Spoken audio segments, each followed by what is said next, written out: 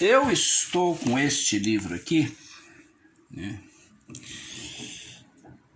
sobre Monteiro Lobato, Furacão na Botucândia, da Fundação Banco do Brasil, Odebrecht, Carmen Lúcia de Azevedo, Márcia Camargos, Vladimir Sacheta. É um livro, eu não quero perder a página aqui, eu peguei aqui na Biblioteca Central de Diadema, Olíria de Campos Barros. Oh, meu Deus do céu. Virando aqui. Tá aqui, ó. 1997, São Paulo, Senac, editora Senac, ok. Bom, vocês viram aí, né? Tá a ficha aí, toda a ficha técnica aí. E o nosso foco, como é o Presidente Negro, né? O romance O Presidente Negro, desculpem que eu estou gripado. Tem um texto muito interessante aqui sobre o Presidente Negro. Sabe o que ando gestando? Indaga Lobato a Rangel em julho de 1926.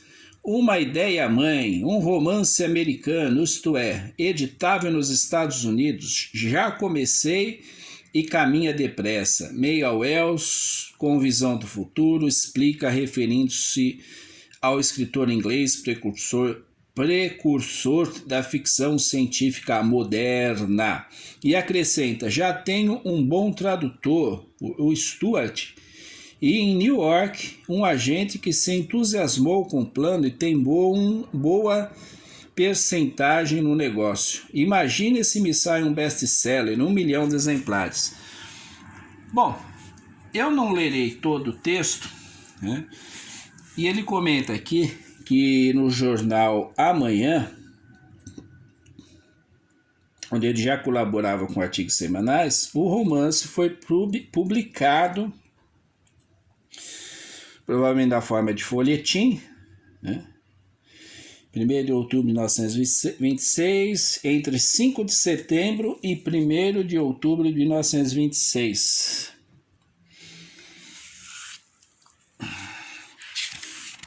Inclusive, pelo que eu entendi aqui, era ilustrado. Aí, vejam só. No sábado, véspera da data marcada para o início da publicação de O Choque, o jornal detalha seus personagens. Em número reduzido e todos muito bem desenhados, começa com o professor Benson, o descobridor da máquina de revelar o futuro e o passado também, viu? Depois vem Jim Roy, o negro de gênio, líder dos 108 milhões de pretos que as estatísticas revelavam em 2228, que também ele é um romance ambientado em 2 tempos, né? Presente e futuro, então 2228 é devido ao futuro. E Kellogg, dirigente da raça branca e 88º presidente americano.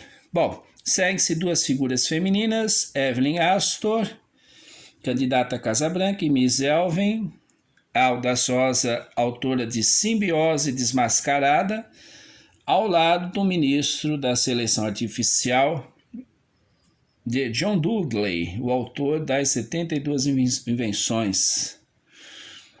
Quer dizer, John Dudley também está lá como personagem, e pai da cor número 8. E do ministro da Paz, substituto dos nossos atuais ministros da Guerra, conforme aponta a nota. Bom, vai falar do porviroscópio e tudo mais, né?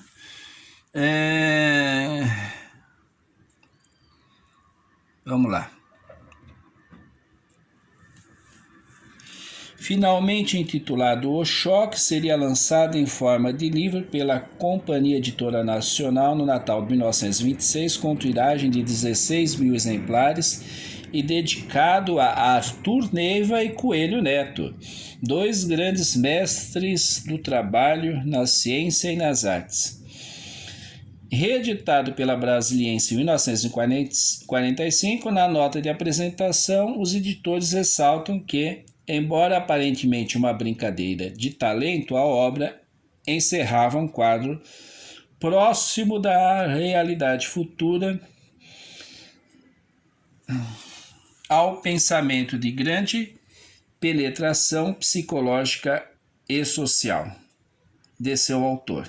Como H.G. Wells, Monteiro Lobato talvez não tenha imaginado coisas, e sim apenas antecipado coisas. Bom, fato é que Lobato vai para os Estados Unidos e tenta lançar o livro.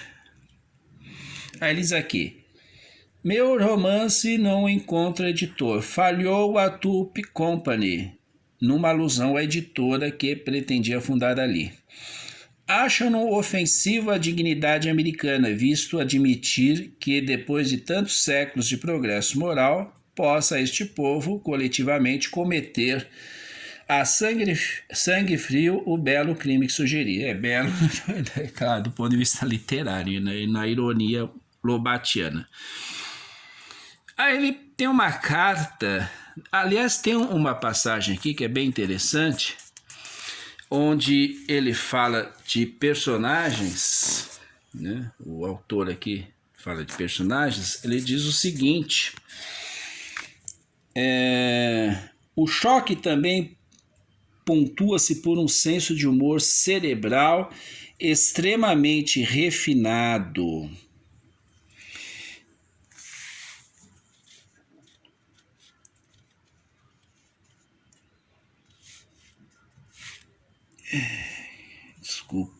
Desculpem.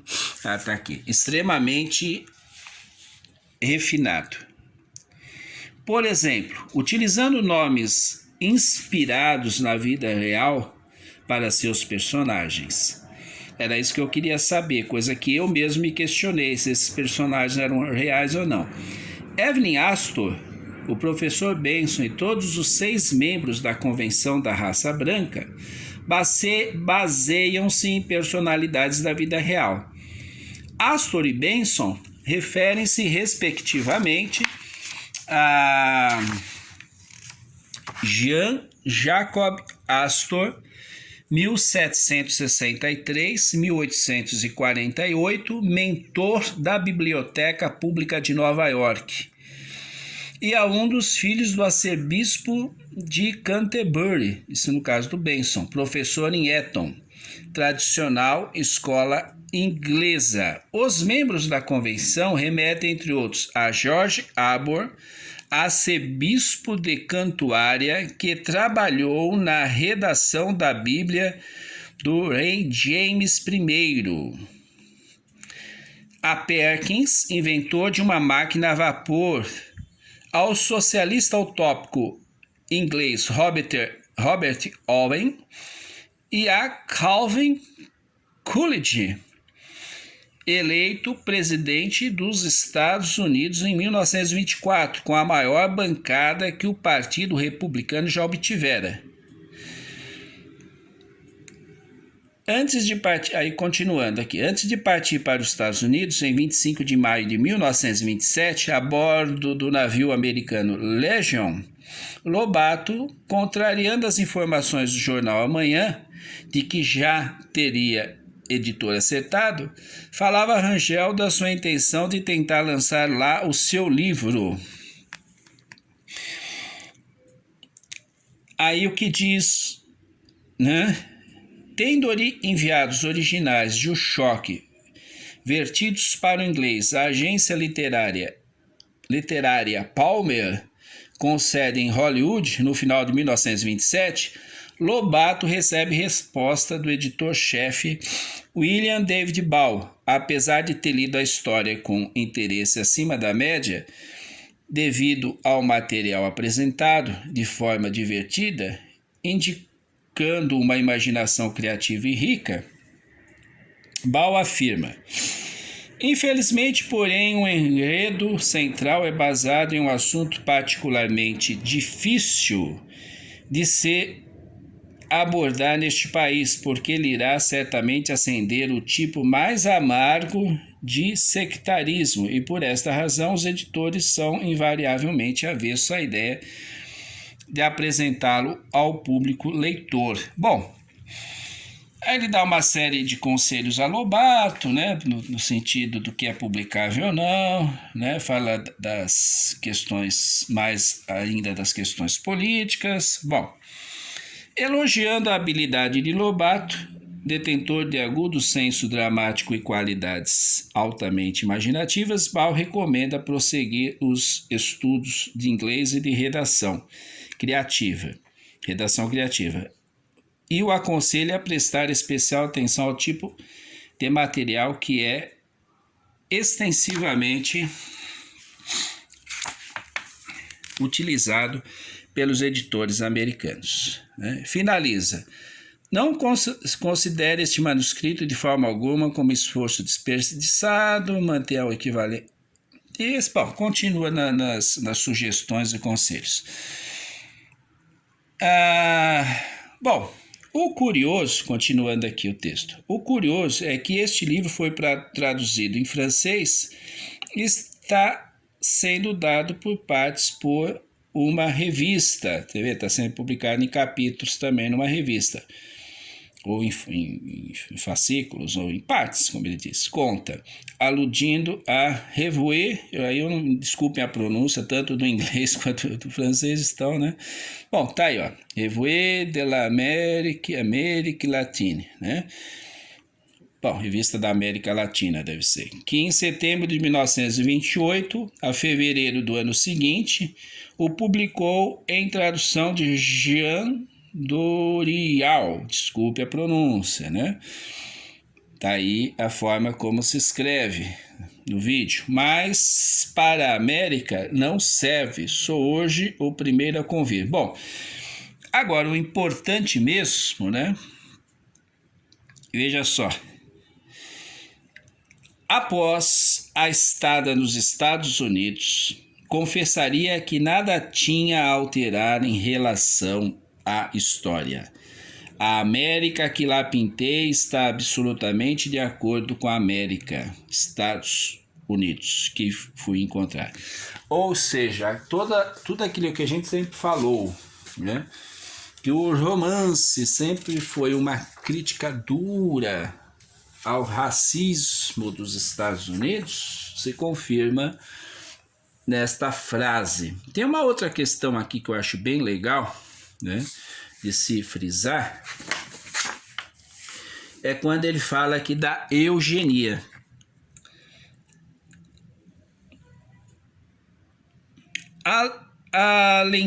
Alertando que o romance vinha agitar problemas profundos da espécie humana, explicava: é um hino à eugenia, às leis espartanas revividas na América, e é um brado d'armas em prol do princípio mágico que está fazendo da América do Norte um mundo dentro do mundo. A eficiência. Agora entenda-se que quando ele fala de eugenia, estamos em 1928, ele não está falando da eugenia depois lá da Alemanha nazi, né? Não é essa eugenia. A eugenia era um assunto muito em pauta na época e era apoiada e criticada tanto por esquerdistas quanto direitistas. Era um assunto pungente. Havia tanto detratores quanto apologistas. Ok? É outra eugenia. Eugenia que ainda hoje aparece, por exemplo, no exame pré-natal, manipulações genéticas, tudo está aí, né? Quando a pessoa, por exemplo, tem a possibilidade de fazer de tudo para que as suas... para evitar, por exemplo, que os bebês, as crianças, quando gestadas, tenham problemas e tudo mais. Tudo está no arcabouço da eugenia do ponto de vista positivo, vamos dizer assim. Nós estamos falando da eugenia aqui usada para o mal, ok? Resumindo tudo.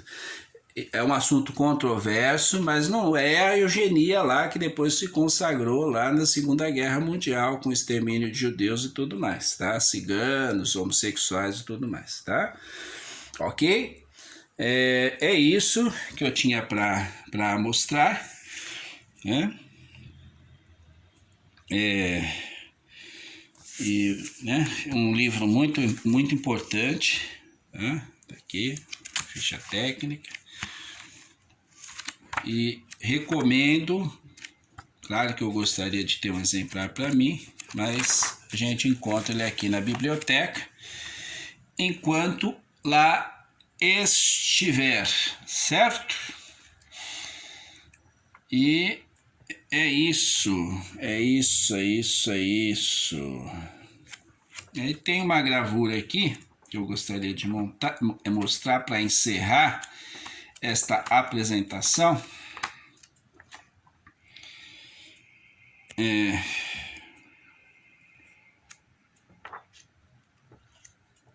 Tá aqui o nosso Saci Pererê, desenho ananquim do próprio Monteiro Lobato. Eu falei que ia acabar com esse, mas é que tem um outro aqui muito legal também dele, né? Desculpe, viu, Retor? Ele parece aqueles filmes que você pensa que vai acabar e não acaba, e começa tudo de novo, né? Aí tem um aqui muito legal, porque o Lobato, mudando um pouco aqui, tem aquela crítica à Anitta Malfatti, né? Modernista. Você vê os desenhos do Lobato, são bem modernistas, né? Aí tem um outro aqui. Será que eu vou encontrar? É aquela coisa. Tá aqui. Legal. Olha só o Lobato que criticou a Anitta Malfatti. Não, Anitta não, desculpe. É a Anitta, foi a Anitta Malfatti, né? Que eu confundo com a Tarsila. Não, isso foi a Anitta. Paranoia ou mistificação? Eu pergunto, se é paranoia ou mistificação? Esse é o Lobato. Muito obrigado. Muito obrigado. E a escola, hoje que eu estou com o meu fone aqui, meu tapa-ouvidos, o abafador, a escola tá quietinha, acho que tá tendo aula não. Ou se aconteceu algo diferente, né? Porque normalmente é uma balbúrdia só, uma gritaria, um histerismo, é triste. E para quem estuda, para quem gosta de pensar, gosta de ler, é terrível. Que pena que o povo não valoriza aquilo que nós temos de mais sagrado, né? Que é a nossa paz. Muito obrigado.